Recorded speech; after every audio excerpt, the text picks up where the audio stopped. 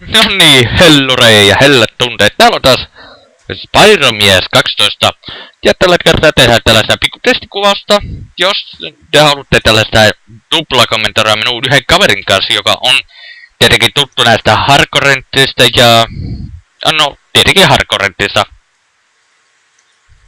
Sanohan nimes. Niin, minä täällä. Elikkä entinen vanha Tsuka. Joka tunnetaan nimellä myös Stormi ja... Bertenk Cosmons. Ei minä osannut Break Cosmos. No kumminkin. Minä en osannut nimittäin lausua, mutta kaveri osaa, mutta... Mehän tehdään tällaista tupla testikommentoria tästä MLPstä. Että... Me katsotaan, että... Jos te haluatte, että me tehdään tästä tuplakommentoria, pistäkää laikkea ja kommentteja. Jos haluatte, että tulee yksin kommentoria, pistäkää laikkea ja tykkäystä. Tai jos te haluatte, että tätä tulee yksin kommentarilla, pistäkää laikkea. Kommentteihin voitte myös laittaa, että haluatteko yksilön tai kaksilon kommentoida tästä jaksosta. Mutta se jakso on ihan normi, eli Starve in Town. Pääsee taas usean poneen seikkailuihin. Katsotaan miten Luna Starsilla nyt tällä hetkellä on menoilleen.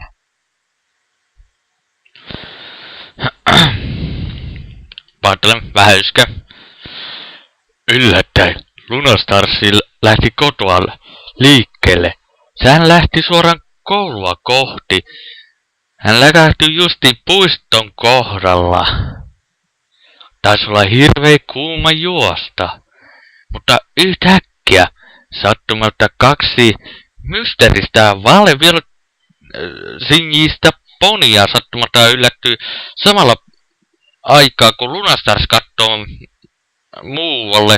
Sattumalta ne tuli sinne samaan suuntaan. Mutta sitten Lunastars säikähti, kun hän ei pystynyt pysäyttämään, että siitä tulikin mukava pikku antoisa kolari. Elikkä tähtiä näkyy. Ja siinä oli Lunastarsi ja yksi valeena sininen poni ihan pökerryksissä ja ympärillä pyörii tähtiä. Ja apert ja koululäksyt oli niin seikkisokin, että koittakaapa siitä, että missä on matikaläksyt tai mitä muutakaan sellaisia hommia on. Mutta sattumalta se jatkuu tässä. Elikkä Lunastarsi säikähti, kun hän törmäsi yhteen vale sinisen ponin. I'm so sorry. I'm really sorry. Minä olen pahoillani. Olen tosi pahoillani. Sitten siinä yksi valeen sininen poni hiero päätään, että mikä kolahti siihen.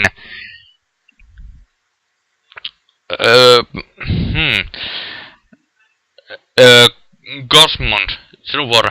Elikkä sä sanot tuon yhden violettiponin puhekoplan. No, thank you. I'm sorry about running into you. Are you okay? Kiitos. Olen pahoillani. Juoksin päiväsi. Oletko ok? You tell me hurry, school is started in 5 minutes. Sulla kattis kiirehtiä, koulu alkaa 5 minuutissa. Sattumalta yksi poneista juoksi sattumalta samalla paikalla, kun yllättäen tässä... Hän manitti, että koulu alkaa 5 minuutin päästä. Good, well, I'm having to go. Hyvä, mulla onkin pakko mennä. Wait, odota. Lunastarsi jäi katsomaan, että mitä hänellä oli asiaa. Ja se oli tällainen pikkuinen testikuvaukset. Elikkä mehän jätetään tähän, niin pistäkää laikkea tai kommenttia, että haluatteko yksilöltä vai kaksilöä kommentoida tästä jaksosta.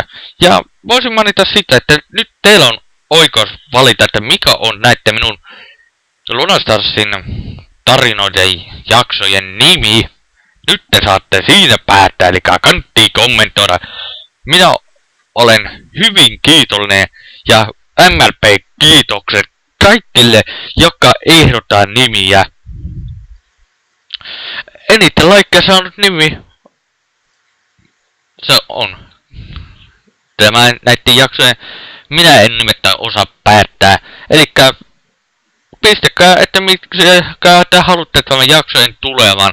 Minä katson, että mikä on järkevin tämä pääotsikko tähän minun Ludastarsin jaksoille. Elikkä tässä oli taas Paramies 12 ja Cosmons. Kuuliks sä? Prekkosmos. Elikkä me kiitetään ja kuitataan.